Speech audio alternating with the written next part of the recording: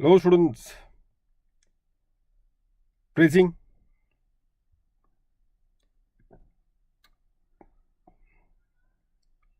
Very good evening to all of you students. So let's start with the today's session which has been there. Now students, this is a safe harbor rule. Many students would be shocked about the fact that the safe harbor rule is something that we are looking into it. In fact, it was well forgotten by many of the students, isn't it? So now is the time for redemption. Extremely an important particular safe harbor journey, students, that we are doing it right now. Many students are asking, sir, what about the applicability for the examination? Praising, good evening. So the applicability of the safe harbor rule is for the attempt of November 2022, May 23, November 23. In fact, now we will have the ICI RTP also, wherein we will should find this coverage of the safe harbor as well in the RTP. But I'm doing it right now with all of you. Students, let me give you a legal citation and the backing of why this safe harbor rule is done right now, so that every one of you are aware that this is something which is required to be done and it is not something that we are doing in the air. Students, there was a notification given by the Ministry of Finance. So the notification that came up across, through which a rule was being introduced, wherein Rule 10TD, that is a rule which is there, notification number 66. This is notification number 66. In which very case, they have said that for assessment year 2021 and for assessment year 21-22 and for assessment year 2022-23, so 3 AYs, the safe harbor rule will be the same as that was applicable for assessment year 2021. So the safe harbor rule, whatever is being given to us for AY 2021 primarily, are going to be applicable for AY 21-22, AY 22-23. That is the notification for notification 66/2022. So therefore, the need for doing the safe harbor rule. In fact, when it was there, I can tell you this, when the safe harbor rule was there, around that particular point of time, students used to somehow or the other were not liking it. And they used to leave it this completely for an option. ICI has taken a note of it. And therefore, what ICI is to do, they used to play around safe harbor rule, knowing the fact that the students used to keep the safe harbor rule as an optional part. Therefore, what the ICI did very smartly, students, you should be aware of that. So very, very smartly, the ICI used to ask very simple question. I will explain you the meaning of it, students. But let me first tell you about the strategy of the ICI. ICI was convinced that the students don't do safe harbor rule in their examination. So what the ICI used to also used to take a pain to draft the question. So therefore, in this context, they used to ask very simple question on safe harbor rule, knowing the fact that any case primary students are not going to attempt it. So why not to ask a simple question? Why to rack our brains on this, isn't it? And that is the modus operandi of the ICI. So students, that is the reason why the need of doing this safe harbor rule which has been there. Section 92CB read with rule number 10TD is our safe harbor rule. So now what exactly this safe harbor rule is all about? Let me come to that particular point itself, so that all of you are aware of what is this concept. Yes, I understand that there would be a bit of pain for some of the students to remember the bit of rates. But believe me, students, the questions are very, very simple in safe harbor rules in the examination that they have done it in the past.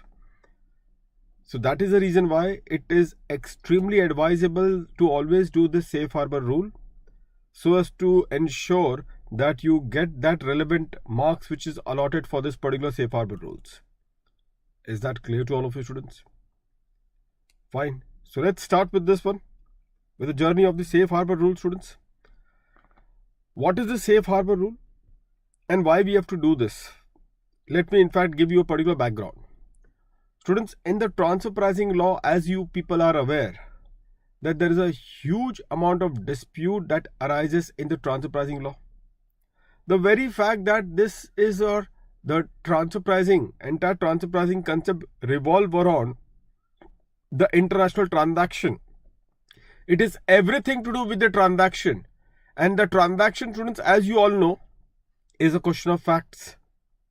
So the facts can change. Like you can come up with your own set of facts, I can come up with my own set of facts, and both of us are equally right to defend our own particular case. And that is what happens. The SSC who does the international transaction, he may be of the opinion that whatever is the transfer price that he is charging to the non-resident AE, that is a fair particular price. That is his thought process. We cannot always say that the SSC has a mala fide intentions. It is equally possible that the SSC comes up with the particular transfer price which he genuinely feels that this is a correct price and this is a correct method which I have applied for determination of my transfer price. At the same time, at the time when the assessment starts, the department, the assessing officer, or for that matter the transfer pricing officer, they are also equally right, because they will try to find out what are the comparables which can be compared with the international transaction undertaken by the SSC, and what is a comparable price, and what should be the method that should be applied to determine the ALP. So the possibilities are very high that the method which the SSC may have adopted is different from the method which department suggests that this is the method on which the arm's length price should be determined. And that leads to this sort of a divergence of the practice between the SSC's transfer price versus the department's ALP. SSC's transfer price versus the department's ALP, arm's length price. That's the divergence between the two. And then the matter goes into litigation. And students, as we are speaking right now, the tax dispute in all the income tax appellate tribunal associated with the transfer pricing matters is equal to 85,000 crore of the tax amount. 85,000 crore of the tax amount are disputable with various tribunals in India. This is a kind of a state of affairs. And that brings a real sort of urgency for the government to ensure that this dispute is minimized as much as possible. So accordingly, they need to come up with some sort of dispute resolution scheme so that the dispute gets resolved immediately. There are various dispute resolution mechanisms which are being available under the transfer pricing law. Let me name few of them. One is the most popular one is the advanced pricing agreement, the APA as it is popularly known, wherein the price is freezed, or if not the price, at least the method of determining the ALP is freezed well in advance. That is the APA for all of you. Apart from that, students, this is about the APA part. Apart from this particular point, there is also the DRP, the Dispute Resolution Panel, consisting of the Commissioner of the Income Tax, the panel of the Income Tax Commissioner, which presides over the matter to handle the dispute resolution mechanism. That is also one of the aspects, isn't it? You all are aware of this. And the another one is a Safe Harbour Rule. So primarily there are three particular dispute resolution mechanism which can be said to be available under the transfer pricing law. There is one more which is MAP, which I'm not discussing right now, but these are primarily the three. One, Safe Harbour. Second is APA. Third is about the Dispute Resolution Panel, DRP. So what is the Safe Harbour will do? How this is going to resolve this dispute? Let me give you a very simple example so as to draw a parallel between the discussion of the Safe Harbour Rule with what you already are aware of it. Students, you may be aware of section 44AD. All of you would be aware of section 44AD, isn't it? 44AD, at least you people are aware of it. That is the presumptive income. So what happens in the presumptive income? The government has allowed the business income to be computed on presumptive basis if the turnover does not exceed rupees 2 crores. If the turnover does not exceed rupees 2 crores. In that particular case, the presumptive income that has to be taken into account is 8% of the gross receipts. The presumptive income that has to be taken into account is the 8% of the gross receipt. That becomes your PGBP. That becomes what? Your PGBP, students. So that is your business income in this regard. That is your business income, isn't it? Why the government does it? In fact, they could also proceed further and try to do the assessment of PGBP on the actual basis. Why not? They should proceed further and do the computation the way all the SSC does it. Net profit as per the books, then disallowance, allow, disallow, allow, and that is how you arrive at your PGBP. But the government says that let it be. Why to unnecessarily waste our time in those small matters where the turnover of the business is not exceeding 2 crores? So why to waste our administrative time primarily and simply take 8% primarily of the gross receipt? No question asked. You offer 8% of the gross receipt as your business income, we will not ask you any further question. That is what is done. All of you are aware of that, isn't it? So that is precisely what this presumptive income is all about. So whenever the stake is less, because the turnover that they have given to you is up to 2 crore of the turnover, so the stake is very low, then they say, let us, if you are offering 8% of the gross receipt as your business income, we are happy with this. No further question would be asked. If you want to offer more than 8%, we will be more happy. Government would be more happy in that case, isn't it? Same philosophy is also there in the Safe Harbour Rule also. The same philosophy, students, is also there in the Safe Harbour Rule. So what happens in the Safe Harbour Rule? The government over here has identified some low risk transactions. The transaction where the risk factor is very minimal. So for those transactions where the risk factor is very minimal, very less, the government has given you a particular percentage of gross margin, a margin percentage, which if you show it in your sales price, means when you supply the goods or provide the services, the notified goods and the notified services, when you are supplying it to your non-resident AE, then in the transfer price that you are charging to your non-resident AE, in that transfer price, if the margin is as notified under this rule, if the margin that is shown is as notified in this rule, we are happy with your transfer price. No further question will be asked. We are happy with your transfer price. No further question will be asked.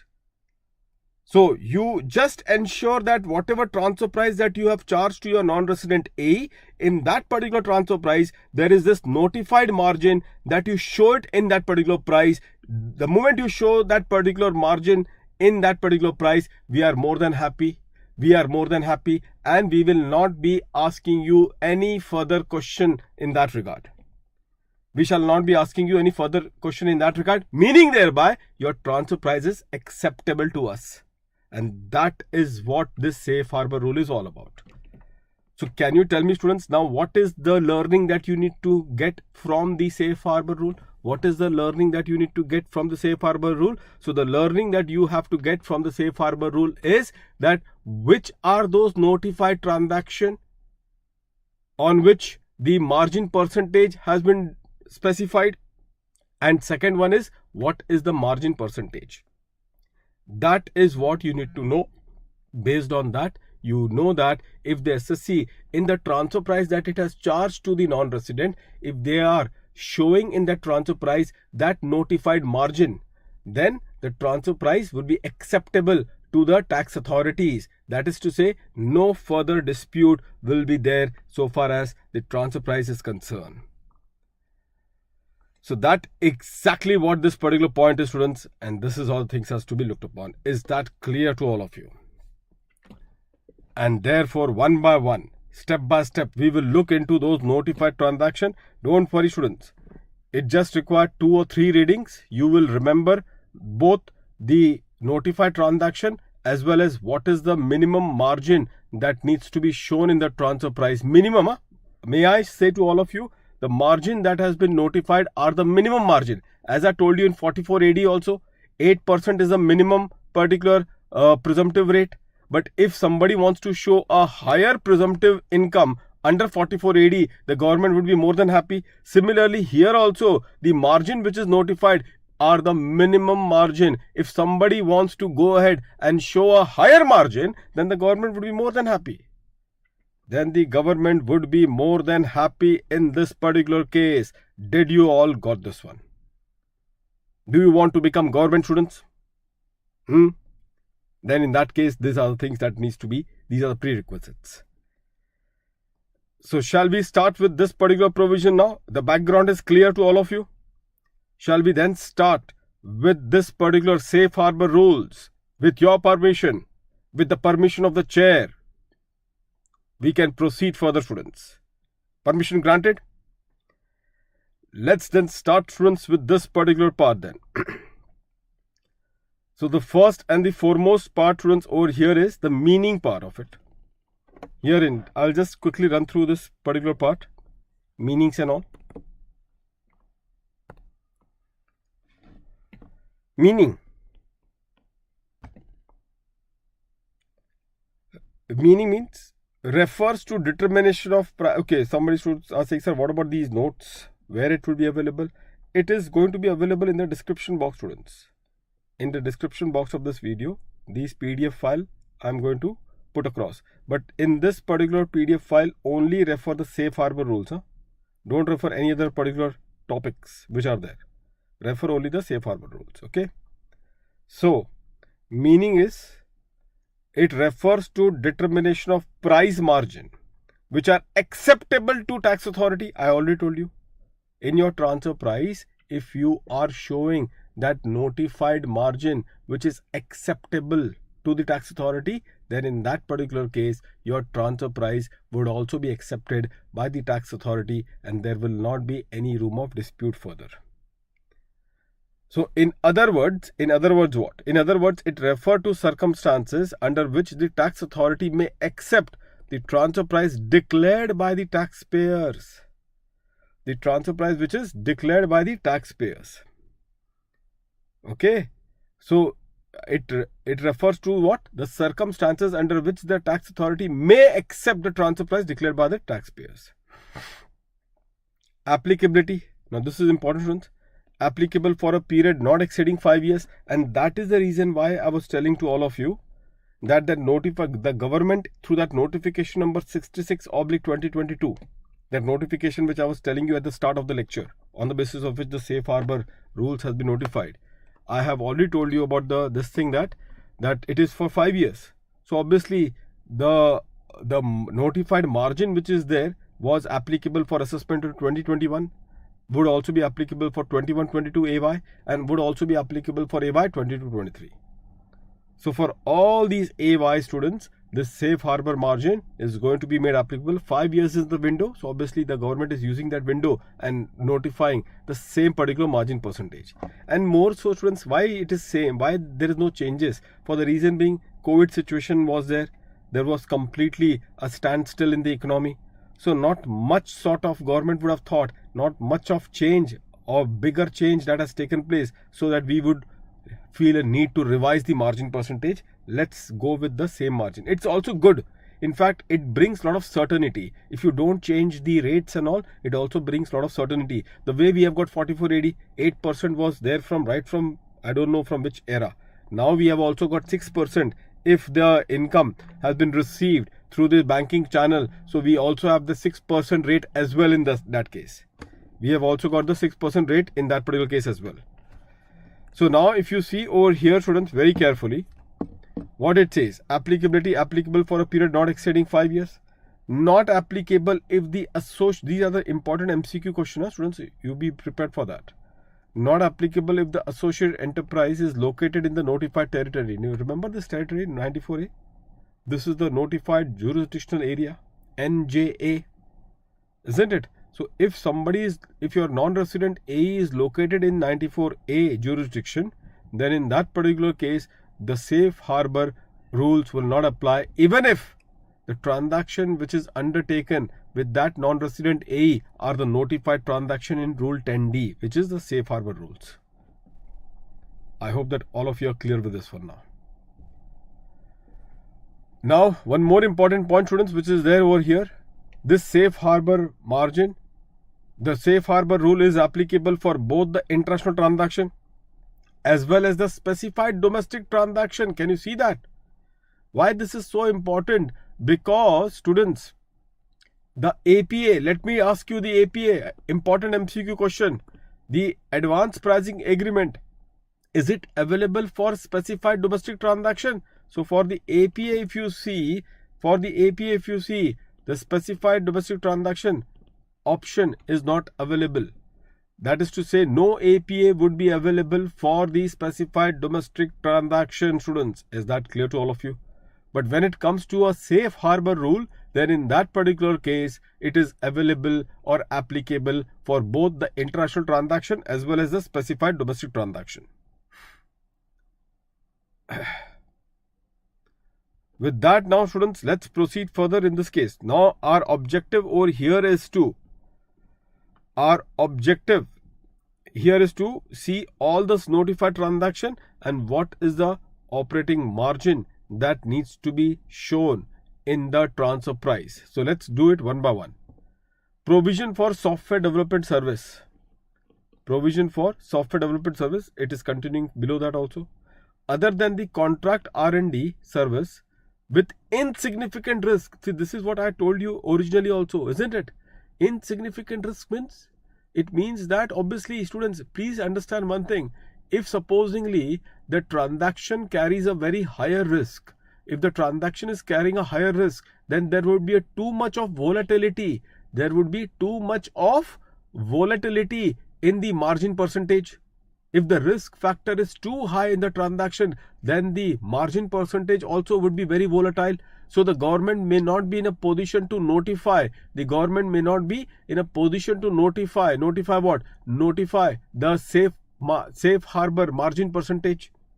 And that is the reason why they are using this particular term, with insignificant risk, including IT, information technology enabled service with insignificant risk. And the turnover has been given to all of you. The turnover is up to 100 crores. That is to say, up to 100 crores, this is the percentage, and above 100 to up to 200 crores turnover that you may have done with your non-resident AE, then in that particular case, the margin percentage that needs to be shown in your transfer price is 18% or more of the total operating cost. 18% or more of the total operating cost. So first one is a 17% or more of the total operating cost, wherein the turnover is up to 100 crores. Whereas if the turnover is between 100 to 200 crores, then in that particular case, the margin percentage that needs to be shown is 18%. Some students can say, sir, what if the turnover is more than 200 crores? Then the government also knows that the risk factor would be very significant then. So the government would have done the assessment, understand, like the way we have got 44 AD, up to 2 crores only, that 44 AD can be applied. Why not beyond 2 crores? Because the government understands, beyond 2 crores, the stakes becomes high. Same case happens over here also. So therefore, that is how they have given to us. Now, somebody can ask, sir, any example that you can give about this provision of software development service? A very simple example I can share with all of you, and you can also appreciate this example. That example, students, is in respect of, be careful. That example, students, is in respect of, what is the example? Like, for example, the Indian Associated Enterprise is developing the website of the non-resident AE. So if the Indian AE is developing the website of the non-resident AE, then can we say that the Indian A is providing a software development service? Can we say so? Answer is yes. So now depending upon the turnover, in that case, the operating margin percentage which needs to be shown in the price is either 17% or 18% as the case may be. Either 17% or 18% as the case may be. I hope that all of you are clear with this one. Coming to the second particular part. Now this is about provision of the KPO, the knowledge processing outsourcing with insignificant risk. Again the same particular language. Knowledge processing outsourcing with insignificant risk. Now what exactly it is? Now they have given you the turnover up to 200 crores. Up to 200 crore students. That is the kind of a turnover. You will say, sir, what about beyond 200 crores? Then the government will not tell you about this particular thing, because then the government will say that, look, the risk factor is quite significant now. We cannot afford to give you this particular operating margin if your turnover is exceeding more than 200 crores. That is the point. Now, some students are asking, sir, any example you can give it to you about this particular thing? Why not? Like, for example, your Morgan Stanley, US, and you have got in India JP Morgan Chase. So therefore, the JP Morgan Chase in India is a KPO of Morgan Stanley US, and both the entity are associated enterprise. In that particular case, if the turnover of the JP Morgan Chase which they are billing to Morgan Stanley does not exceed more than 200 crores, in that particular case, the Safe Harbour Rule could be applied in this regard. The Safe Harbour Rule can be applied in this regard. That is to say, if Indian JP Morgan Chase is showing in their transfer price the notified margin percentage, then the transfer price, whatever is charged by JP Morgan Chase to its non-resident A Morgan Stanley, that transfer price would be acceptable. That transfer price would be acceptable. So what is the notified percentage, students? Now just have a look over here. This is one thing which is important, because here there are bit of this thing, but everything is logical, students. A bit of pain is required for the margin percentage, but don't worry, I told you already, it just required 2 or 3 readings. I'm telling you, students, the numbers along with the percentage will get registered in your mind. But if you think not to do it at first place, then tomorrow you will ruin your chances to attempt a simple question on Safe Harbour Rules. You will ruin your chance to attempt a simple question on Safe Harbour Rules. So therefore, margin on the total operating cost. So the margin percentage would be 24% if the employee cost to the total operating cost is how much? 60% or more.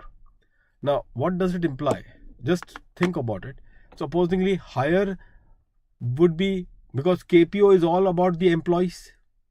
So if the employee strength is higher as compared to the total operating cost, it means that the billing is very high. And if the billing is very high, then in that case, the government will expect a higher percentage of the operating margin, because the employee are more in that case. So the services rendered are also having a good volume. So if the employee per contribution in that total operating cost is on a higher side, so in that case it is safe to assume that there would be a huge volume in terms of the billing, and accordingly the operating margin also should be equally very high. In that particular case, the operating margin should also be very equally high, and therefore they are saying 24% or more. So at 60% of the employee cost to the total operating cost, the minimum margin that has to be shown has to be 24% or above. Whereas between 40% to 60%, between 40% to 60% of the employee cost to the total operating cost, the margin that needs to be shown is 21% or more. And last but not the least, if the employee cost is 40% or less in this context, 40% or less in that scenario, students, then in that situation, it will be considered 18% should be the minimum operating margin that you should show in your transfer price. In that case, your transfer price would be acceptable. So it goes like this, students. 3% reduction in the operating margin, 24, 21, 18, and 60, 40 to 60, and 40, less than 40. So this is how the things has to be looked upon. Is that clear to all of you?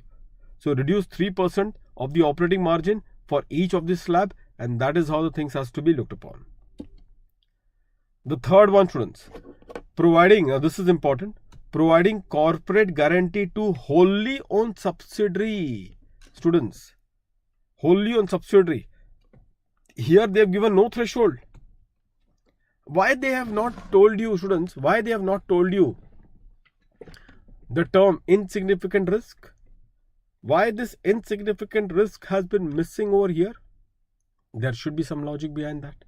So the term insignificant risk is missing in this particular case for the simple reason that, what is the reason? For the simple reason that, students, can you see that? The fact that it is your wholly owned subsidiary, primarily. So supposingly in this context, corporate guarantee has been given to my wholly owned subsidiary. So because it's my 100% subsidiary, it is as good as I have got the full control. And since I have got a full control, the risk factor is less. External people cannot dominate that subsidiary company. And that is the reason why, if a corporate guarantee has been provided to your 100% subsidiary company, in that particular case, how much is the commission that you should expect, minimum commission that you should expect for providing such guarantee? So the minimum commission that you should expect for this particular guarantee is 1% or more per annum on the amount which has been guaranteed. 1% or more per annum on the amount which has been guaranteed. That is what they are trying to tell you in point number 3. And thereafter, students, point number 4 herein. What is this point number 4? Advancing of intra-group loan to a non-resident WOS. Again the same thing. Now here I am giving the loan. In the above case, I am giving the guarantee. So I am not giving the loan in point number 3.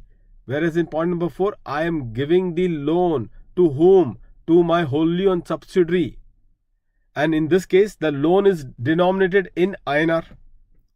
In this case, the loan is denominated in INR, students. So you remember, you all are aware, secondary adjustment. Remember 92CE secondary adjustment. In that secondary adjustment also, depending upon whether the loan is denominated in INR or the loan is denominated in the foreign currency, loan denominated in INR, then the secondary adjustment would be the SBI base rate plus 325 basis point. Whereas if it is a loan which has been, if the transaction is denominated in foreign currency, then in that case it is the LIBOR rate plus 300 basis point. So here also the SBI rate that has to be taken on 1st April of the relevant previous year plus the basis point would be depending upon what is the credit rating of your non-resident associated enterprise, that is your wholly owned subsidiary. So if the credit rating is high, the basis point would be low. If the credit rating is lower, then the basis point is high. And that is exactly what it is. And the change, if you see, is 150. The change that you see, students, is 150. So you start with the A rating, full A rating, students. So full A rating, then it is whatever is the SBI rate prevailing on 1st of April of the relevant previous year, you add to that SBI rate 175 basis point, 1.75%. And whereas if it is, say, BBB series, then add 150 basis point, I already told you. In which very case it is 325 basis point, which means 3.25%. And if it is BB or B series, only remember this much, they will not ask you below that. So in that case, if it is B or BB series, then in that case, I add 150 basis point further. So it becomes 4.75% to the existing SBI rate. That is the rate of interest that you should be expecting. And if you can get the rate of interest as per this particular notified percentage, then your particular transfer price will be accepted. Your particular transfer price will be accepted. So this is denominated in INR. Now this is denominated, the next one, point number 5, if you see, it is denominated in what, students? In the foreign currency. It is denominated in foreign currency. Now if it is denominated in foreign currency, students, now without looking into the percentage, we all know it would be the LIBOR base rate. Okay, now you tell me what would be the basis point of additions. I'll give you a trick to remember, students. See, 150 additions would always be there. The same slab would be there. but the basis point would be, please remember, in the secondary adjustment of 92 CE, in the secondary adjustment of 92 CE, students, with the rupee with the transaction denominated in INR, it was at what? It was at 325 basis point for the SBI rate. And what about for LIBOR? It was 300 basis point, means there was a decrease of 25 basis point. When the transaction is denominated in foreign currency, same thing will happen over here also. So here what will happen with the SBI at 175 for the A series, then in that case LIBOR would be at what? Minus 25 basis point. So it will become 150 in the first category. For the triple B series, when the SBI is at 375, LIBOR would be at 350. And the third one, with the B or double B series, if the SBI is at 475, minus 25, do it, and it would be 450. See the magic. This is how the magic unfolds. Can you see that, students? This is how the magic unfolds. And that is the smart way to remember the things. I hope that all of you are clear with this one. Fine, students. And that exactly is the point. So students, this is all things has to be remembered in this context. And now rest of it, students, I think all of you are equipped to handle all these remaining rates and all. But still, let's quickly run through this. So here, students, point number 7, if I have to tell you, what are the other important rates? So at least remember this and some couple of items more. And that should be all. So I don't think there would be a big tough challenge to remember these things. It is something easily manageable. So point number 7, if you see, and point number 8 is this. Point number 7 is for provision of contract R&D services wholly or partly relating to generic pharma drugs with insignificant risk. Now you all are aware, students, that in India, the pharmaceutical companies are there, multinational companies, they have got Indian subsidiary. And majorly, students, the Indian subsidiary are doing what? I hope that you all are aware. The Indian subsidiary, students, are majorly doing this research activities. The Indian subsidiary students are doing what? They are doing the research activities, R&D activities, because the doctors are very cheap in terms of the fees that they charge as compared to the same research. If it is done in US, it will be like a time bomb cost that will be generated by the research if the same is undertaken elsewhere. So that is the reason why they prefer to have the research unit in India. So therefore, in the pharma company with the R&D services, which has been done by the Indian Associated Enterprise, in that case, the Indian Associated Enterprise will thereafter start doing the billings to all the non-resident AE for whom they are doing the research, isn't it? And accordingly, in that transfer price, they need to show minimum 24% or more of the total operating cost. Minimum 24% or more of the total operating cost. That will make your transfer pricing acceptable. That will make your transfer pricing acceptable. Similarly, if you see point number 8 below, manufacture and export of core auto components. You should understand India is a hub of the auto component parts manufacturing. I hope that all of you are aware of that. So therefore, the core automobiles part manufacturing, India has become a hub now. And with that particular thing, they are manufacturing primarily the core auto component parts, which later on they are exporting it to whom? To their non-resident AEs.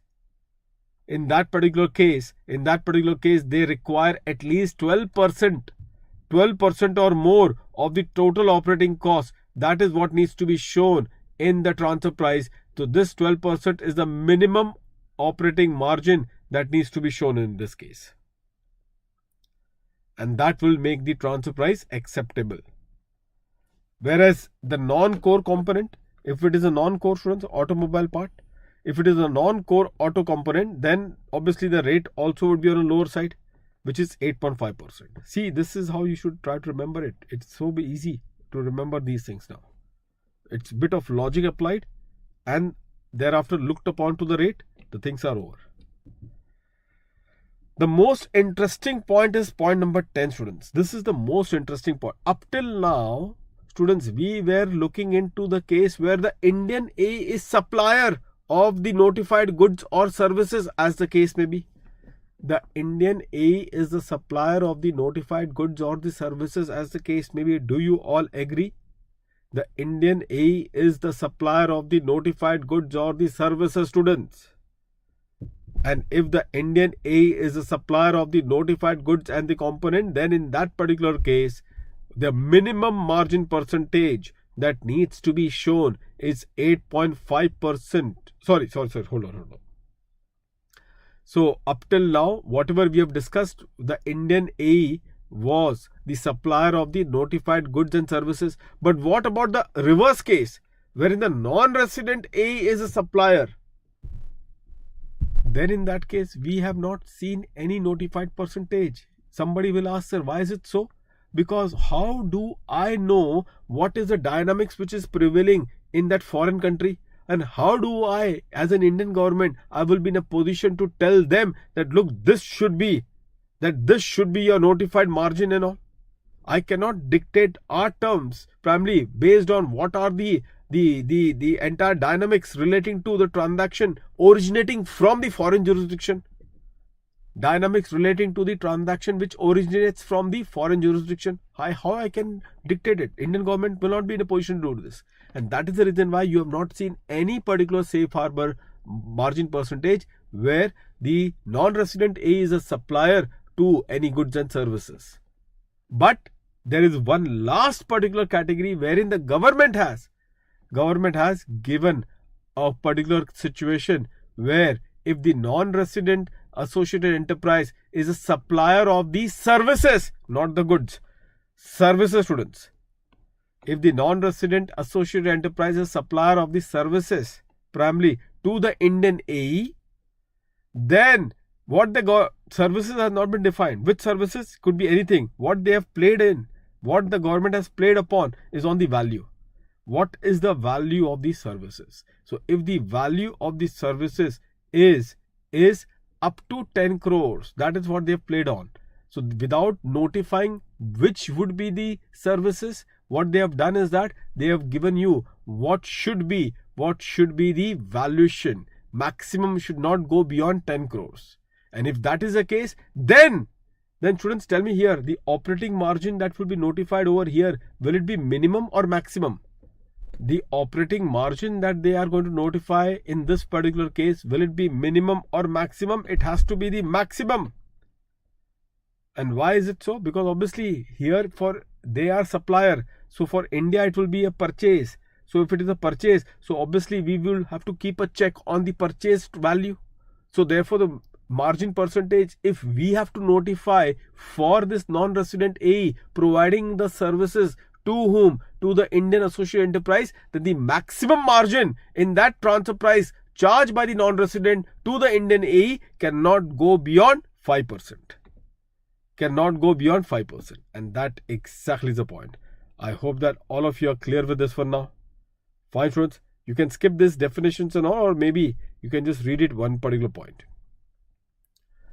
Question number 10, students. There is one examination question which has been given to you. But one thing, did you notice, students? Every operating margin that they have given to you above, whatever is the operating margin that they have given to you above, where all the margin on the operating cost. The margin is on the operating cost. So that is what they have mentioned it. It is not on selling price. Keep that particular point in mind. Otherwise, you will make a blunder out of it. So don't make a blunder, students, in the examination. Did you all got this one? All of you? With that, question number 10. Examine the following transaction and discuss whether the transfer price declared by the following SSCs who have exercised a valid option for application of Safe Harbour Rule. Students, they can give you also this thing. You have to be ready. Rule 10D. So you may wonder, what is this Rule 10D? Can be accepted by the income tax authority. Now let's have a look over here. SSC is a CN company partnership firm registered under the Indian Partnership Act. International transaction. What sort of international transaction they have done it? Provision of contract R&D services relating to development of internet technology to XYZ, a foreign firm which holds 12% interest in CN company. That is fine. So how much is this one, students, in this context? 100 crores is the aggregate value of the transaction. Students, remember that first particular notified category, 100 crores. So it will hit the first one, 100 crores, up to 100 crores, provision for software development. How much is the notified margin that is required? 17% or more of the total operating cost. So minimum 17% is what is required, isn't it? So let's have a look whether they satisfy. So declared operating margin is 20 crores and the operating expense is 70 crores. So just see the percentage and check if it is minimum 17% or not. Just see the percentage and just check if it is minimum 17% or not. Next, students, is about what? Herein, delimited in Indian company, provision of contract R&D service related to generic pharmaceutical company. Generic pharma company, students. Pharmaceutical drug. 2. ABC institute of foreign company which guarantee 15% total borrowing. So this primarily is just to establish a relationship between the AE and all. So contract R&D in the case of pharma. Students, contract R&D in the case of pharma. Remember that we have discussed that particular point. How much is required, students? Pharma, 24%. Pharma, they have earned a lot of money in the COVID time, students. So 24% is a reasonable expectation. All of you also will agree to this one, isn't it? So 24% of the minimum operating cost is what is required to accept your transfer price. So what do you need to do? This is your operating margin and divided by the operating expenditure and check whether it is minimum 24% or not. And on that basis, students, you will have to look upon to this one. So let's see the question. In all the above cases, it may be assumed that the Indian entity which provides the service assumes insignificant risk. That is, they have given it to you because only then the safe harbor is there.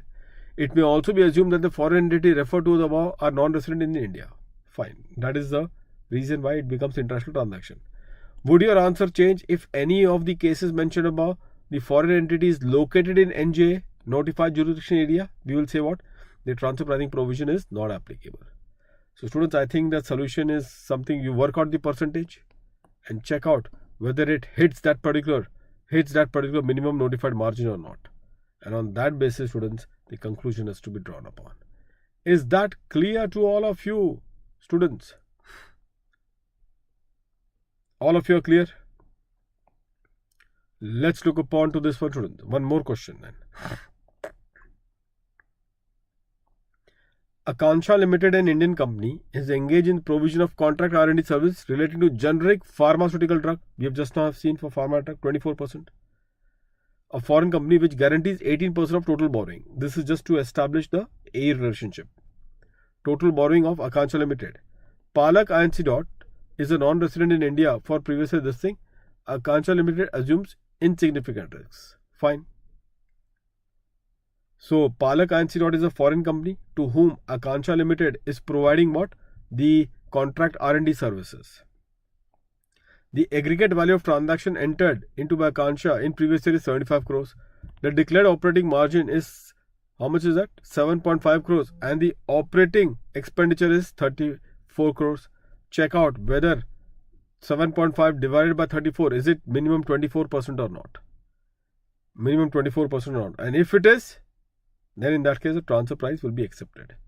In the light of the above fact, please discuss whether the transfer price declared by Akansha Limited, who have exercised a valid option for application of Safe Harbour Rule, will be acceptable to the Income Tax Authority or not.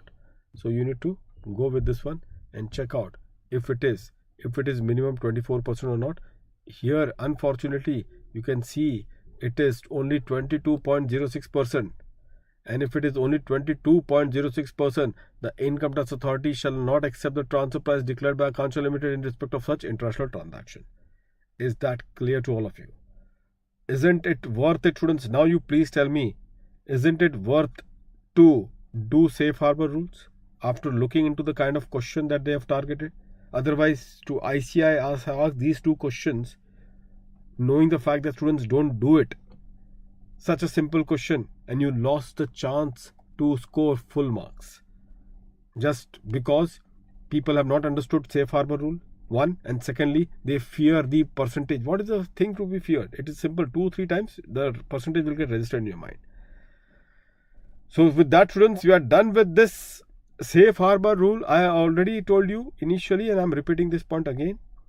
Notification 66/22 has said that the Safe Harbour rules notified for AY 2021, 21-22 and 22-23 will be the same. So this would be the same. So that is the reason why I have told you that this is one of the questions that could be expected in your examination. The RTP that will be given to you by the ICAI will highlight on this particular point. Okay, but since that will come in future, I've just done it in advance, including the practical questions which are associated with the Safe Harbour rules. I hope that all of you are clear with this one now. Students, one important announcement that you just put it across to all your students in this regard, to all your friends in this regard.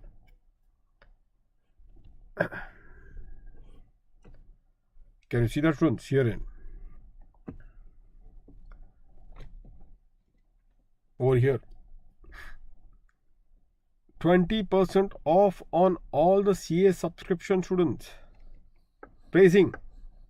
I hope that after it was all worth it, isn't it? This 1 hour session. Praising. So now, Safe Harbor, after 1 hour, you have understood the entire Safe Harbor along with the practical application. So this was well time invested for this 1 hour duration. So students, in this case, tomorrow I will have it in English praising, and then you will find next topic I'm planning it in the YouTube, which you will get it in few days from now. Okay, so get 20% off subscription, students. Can you see that? Students, 27 to 30th. 27 to 30th of June. 20% off on all the CA subscription. Students, all CA subscription means it is for CA Foundation, CA Intern and CA Final, for all of them. This 20% off is applicable. So please tell to all your juniors and your not seniors, maybe juniors and your colleagues that avail this offer 20% with the existing price. And if you put the code for this 20% off, they need to put the code CADS. Which code, students? CADS is the code that they need to put so as to avail this 20% off on all the CA subscription. Again, I'm repeating, students, it is applicable for all foundation, inter and final. That is what is a great thing. So you can just pass on this word. 30th is the last day for this particular offer. Grab this offer immediately. Okay, students. With that, students, I'll see you soon in my next particular video, which will be again a beneficial one for all of you to prepare for your examination. Let's crack it, students. Take care. Good night. Thank you.